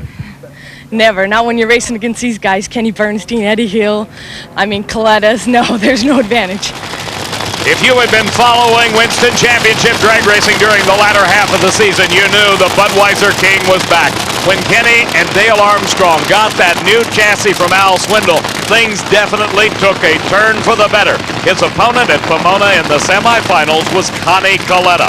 Watch this and watch. Budweiser King staggered everyone when he ripped off the fastest speed ever, 311 miles an hour with a great 477 to go to the championship round. In the final, Corey McClanathan, the other Larry Minor car, wanting to salvage at least one victory here for the team owner, up against Dale Armstrong, a concerned look on his face. Kenny Bernstein strapped tightly into that cockpit. Dale told us before it's either going to blow, go, or smoke the tires.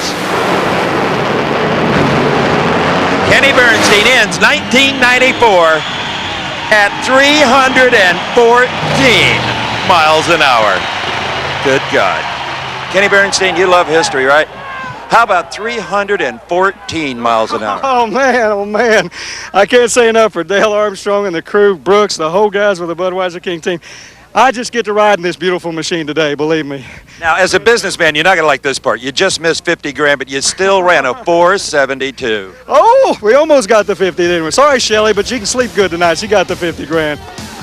Final top fuel points, Scott Coletta over Don Prudhomme, Corey Mack, Connie Coletta, Joe Amato, the top 5. Let's salute all of our professional champions for 1994.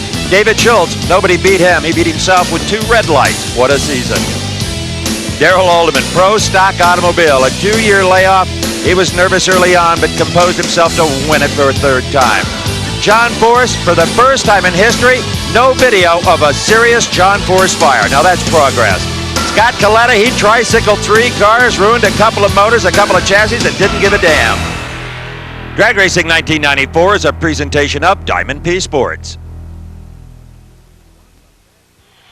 Want the best seat in the house for motorsports entertainment? Then Diamond P Sports is your ticket for excitement. From over 40 spectacular titles in the growing Diamond P inventory, you can build a home video library of your favorite motorsports action that you'll enjoy for years to come. For the drag racing enthusiast, Diamond P annually presents the entire NHRA Championship season in review. You get all the dramatic action as the best drivers chase the elusive NHRA Championship crowns. Beginning with Drag Racing 86, you can pick and choose from the entire library of season-long highlights.